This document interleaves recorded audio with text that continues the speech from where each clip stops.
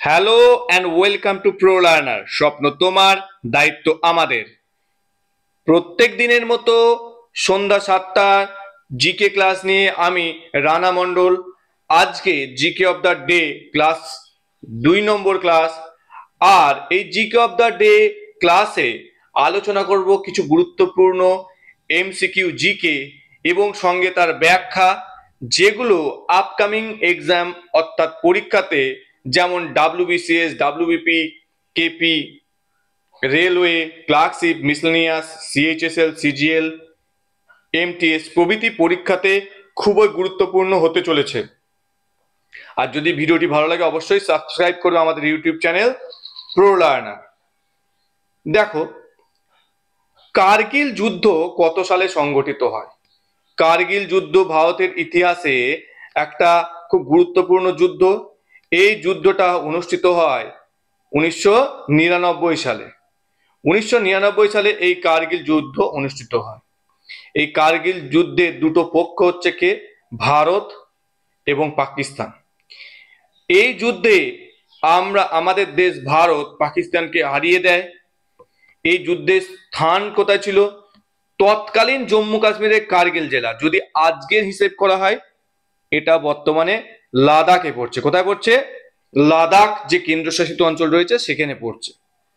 অবশ্যই আমরা জিতে যাই। এবং এই যুদ্ধের আরেকটা ইম্পর্টেন্ট প্রশ্ন এই যুদ্ধ থেকে আসে, অপারেশন বিজয়। ইন্ডিয়ান আর্মি এই যুদ্ধে একটা অপারেশন লঞ্চ করেছিল, তো সেই অপারেশনটার নাম হচ্ছে অপারেশন বিজয়। আর তৎকালীন প্রধানমন্ত্রী ছিলেন অটল বিহারী বাজপেয়ী।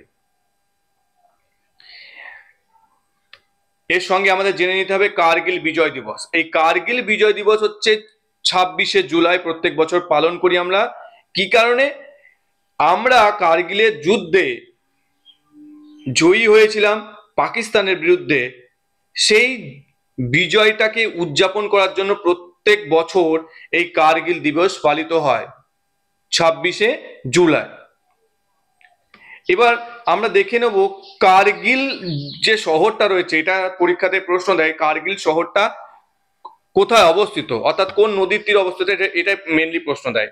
দেখো, আমরা জেনারেলি জানি যে কার্গিলটা লাদাখ কেন্দ্রশাসিত অঞ্চলে অবস্থিত, আর এটা সুরু নদীর তীরে অবস্থিত। এই দেখো, দেখতে পাচ্ছ এখানে কার্গিল। এটা কোন নদীর তীরে অবস্থিত? সুরু নদী। দেখো, সুরু নদী আমরা দেখতে পাবো এখানে। এই দেখো, সুরু নদী দেখতে পাচ্ছ তোমরা।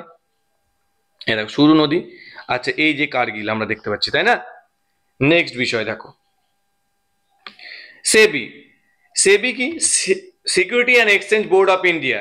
এটা কবে সংবিধিবদ্ধ সংস্থার তকমা পায়? খুব ভালো প্রশ্ন। দেখো, সেবি আমাদের সিকিউরিটি বাজারকে নিয়ন্ত্রণ করে।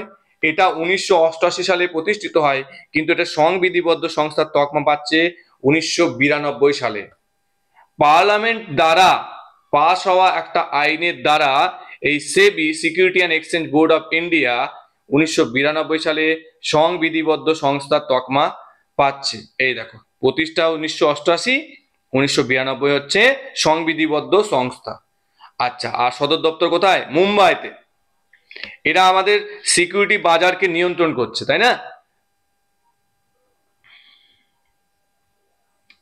Look east policy. Look east policy এটা পরিকল্পনা হবে না, নীতি হবে। লুক ইস্ট পলিসি নীতি সূত্রপাত করেন কে?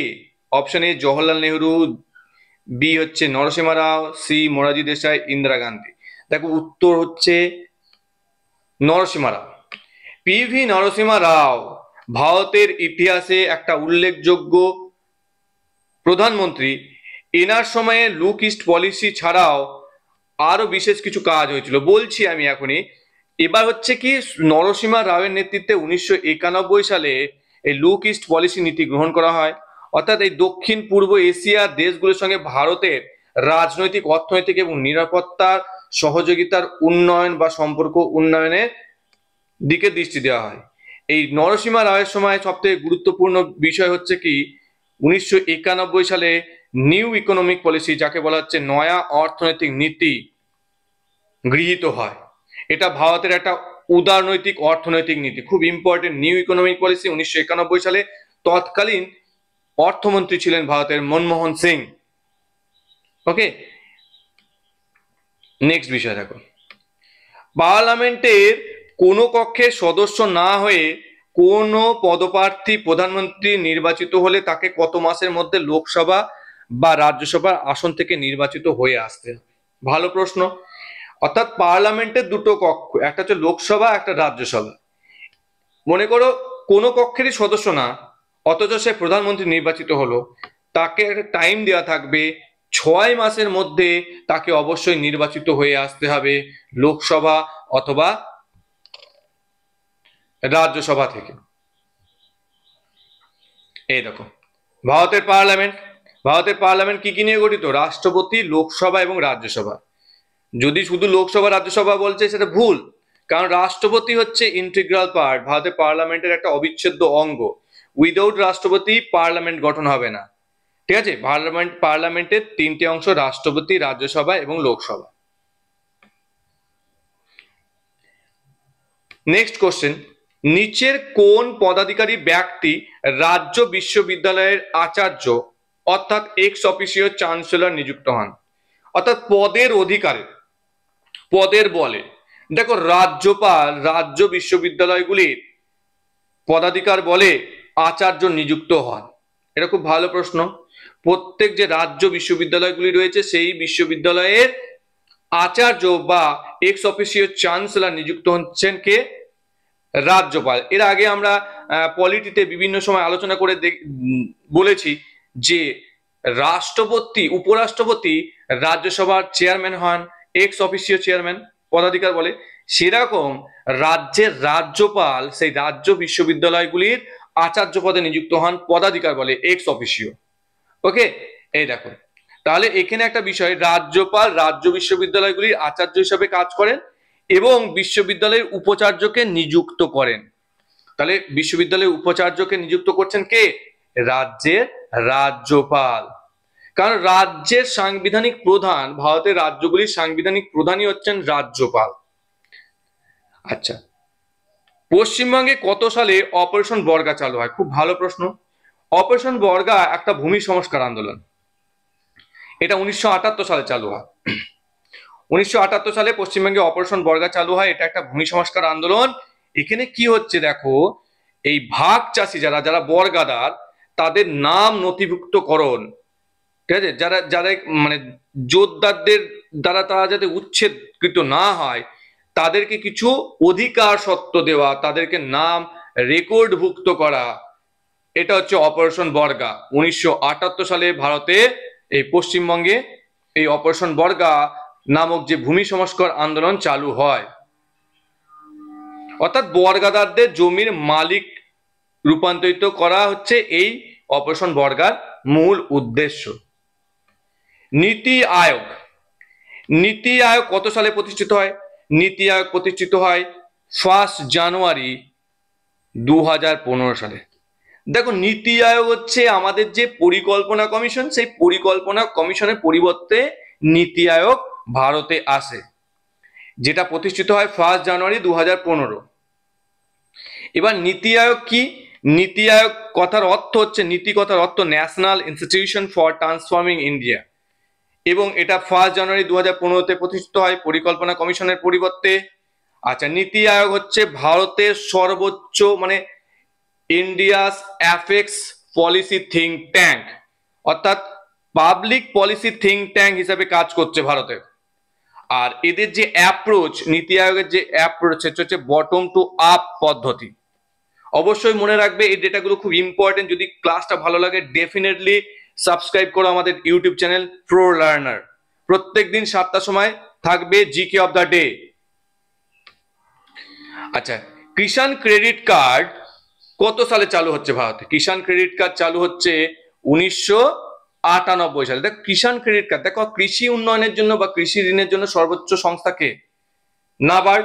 এই নাবার্ডের রিকমেন্ডেশনে শুরু হয়েছিল কিষাণ ক্রেডিট কার্ড 1998 সালে। নাবার্ড আমরা জানি কি, যে নাবার্ড হচ্ছে কৃষি ঋণ দেওয়ার সর্বোচ্চ সংস্থা ভারতে।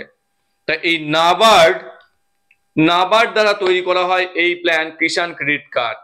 এই স্কিমের উদ্দেশ্য হচ্ছে কৃষি খাতে যে ঋণের প্রয়োজনীয়তা পূরণ করা, অর্থাৎ চাষিদের বা কৃষকদের যে টাকার প্রয়োজন হয় চাষ করার জন্য, সেই ঋণ দেওয়ার যে পদ্ধতি তার মধ্যে একটা হচ্ছে কিষাণ ক্রেডিট কার্ড। খুব ইম্পর্টেন্ট প্রশ্ন।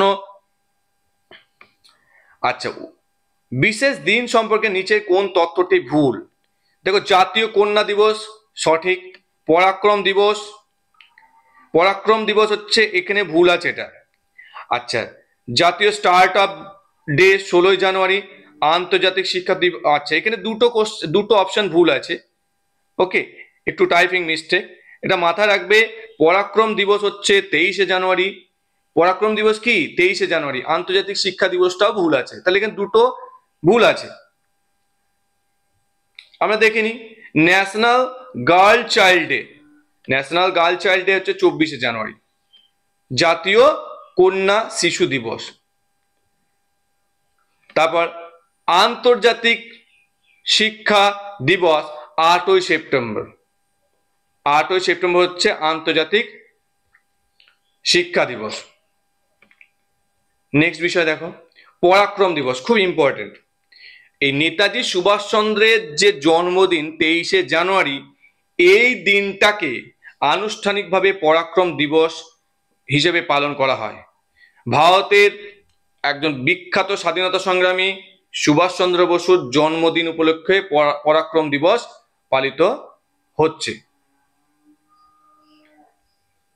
আচ্ছা, উত্তর সরকার উপকূলে কোন নদীর মোহনায় বা গঞ্জম অঞ্চল অলিভ রিডলি কচ্ছপ প্রজনন স্থল নামে পরিচিত? দেখো, অলিভ রিডলি টার্টল বা কচ্ছপ এক ধরনের কচ্ছপ, এরা কি করছে, বছরের একটা নির্দিষ্ট সময় এই গঞ্জম উপকূলে আসছে।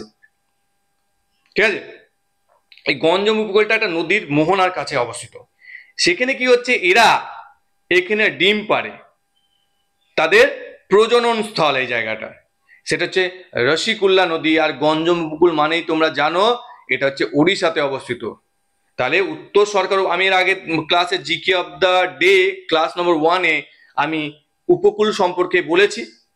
এবার এই রসিকুল্লা নদীর মোহনাতে অর্থাৎ গঞ্জম উপকূলে এখানে অলিভ রিডলি টার্টল বা কচ্ছপ আসে এবং তারা ডিম পাড়ে এবং সেখানে তাদের বংশ বিস্তার হয়।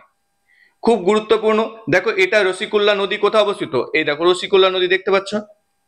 আচ্ছা, যে রেড কালারের অংশগুলো এগুলো হচ্ছে মানে মাস নেস্টিং বিচ, অর্থাৎ এখানে এই অলিভ রিডলি কচ্ছপগুলো এখানে তাদের প্রজনন সম্পন্ন করে এবং এখানে ডিম পাড়ে এবং তাদের বংশবৃদ্ধি করে। খুব ইম্পর্টেন্ট কোশ্চেন, অবশ্যই মাথা রাখবে। পরীক্ষাতে এই প্রশ্নটা বারবার আসে। আর যদি ভিডিওটি ভালো লাগে অবশ্যই বন্ধুদের সঙ্গে শেয়ার করো, অবশ্যই বন্ধুদের সঙ্গে শেয়ার করো এবং লাইক শেয়ার কমেন্ট ডেফিনেটলি করবে। অবশ্যই কমেন্ট করবে তোমাদের কি ক্লাস প্রয়োজন বা কোন বিষয়ে দুর্বলতা রয়েছে, অবশ্যই জানাবে। চেষ্টা করব সেই বিষয়গুলোর উপর ক্লাস আনার। আমি রানা মণ্ডল, আর আমাদের ইউটিউব চ্যানেল প্রো লার্নারকে অবশ্যই সাবস্ক্রাইব করো। ধন্যবাদ।